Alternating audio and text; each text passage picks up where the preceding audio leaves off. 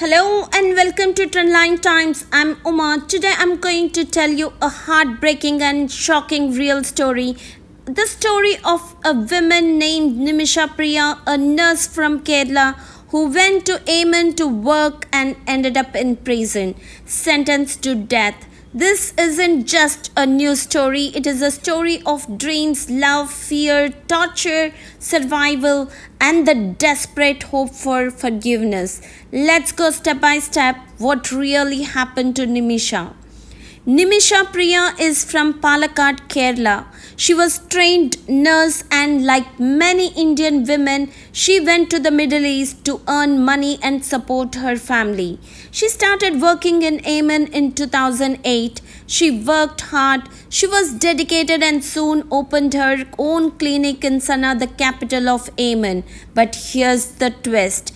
Indians are not legally allowed to open medical clinics there without a local Yemeni sponsor. That's where Talal Abdo Mehdi came in. He was local Yemeni man who agreed to become her sponsor. He even helped her run the clinic, but later everything changed. Soon Talal started controlling her life. According to Nimisha, he began physically and sexually abusing her.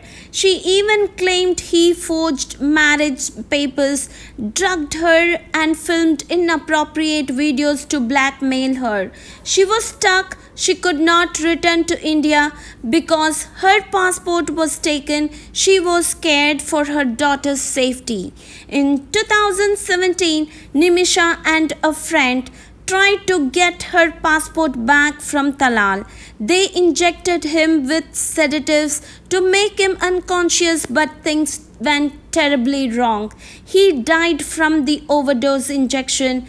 After realizing that Talal had died, Nimisha panicked. She feared getting caught. In desperation, she and her friend made a shocking decision. They dismembered his body, cut into pieces, and tried to hide it. They placed the body parts inside plastic bags and sacks and dumped them into a water tank inside the clinic compound. But within days, a bad smell started spreading. Local residents complained, and the police discovered the truth. She was arrested in August 2017 near the Saudi border along with her friend.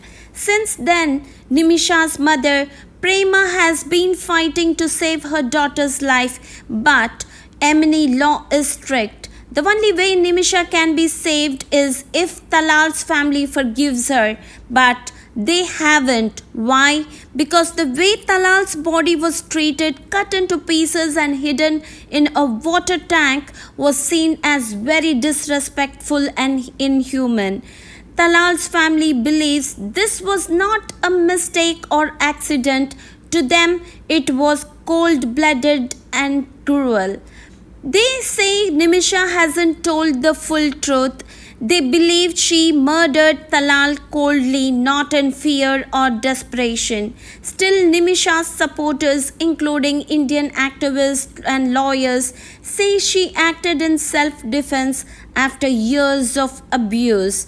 In Yemen, there is something called diya or blood money. If the victim's family accepts a financial payment, they can forgive the accused and the death penalty can be stopped. So, a global campaign started. Indian citizens raised funds, NGOs, and women rights groups came forward. They have now raised more than 8.5 crores, but Talal's family still refuses forgiveness. Did Nimisha really marry Talal? There is a lot of confusion about this. Did Nimisha actually marry Talal? She says no. She says he faked the marriage papers to trap her legally. Yemeni documents show something like a marriage, but Indian activists say it was forged. So no, there is no proof of a real voluntary marriage. So let's pause and ask, what mistake did Nimisha really make? She trusted the wrong person. She stayed silent for too long. Maybe she thought things would get better, but instead they got worse. Could she have complained earlier? Maybe. Could she have contacted the Indian embassy sooner? Possibly.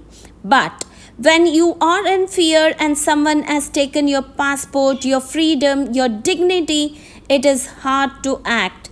She did wrong by injecting talal. That was not the right way.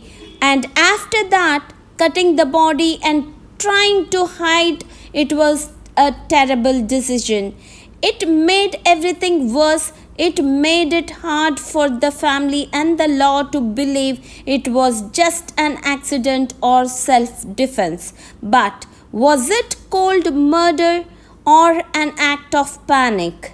Nimisha Priya was sentenced to death in 2020 by a Yemen court. Her appeal was rejected in November 2023, firmly upholding the sentence. Her execution was set for July 16, 2025, but thanks to back-channel diplomacy through Indian religious leaders and government efforts, it was postponed at the last minute, delivering a small window of hope. As of July 2025, Nimisha is still in prison in Yemen. The execution is on hold but not cancelled. The Indian government is in touch. Her mother is in Yemen trying again for forgiveness, but Talal's family hasn't changed their mind. The fight is still on. Every day matters, every signature counts. Nimisha's story is not just about crime, it is about a woman who trusted, who was trapped, who fought, and who is now praying for mercy. Maybe she made mistakes, but does she deserve death? That's the question we leave with you. This is Uma for Trendline Times. Don't forget to like, share, and subscribe.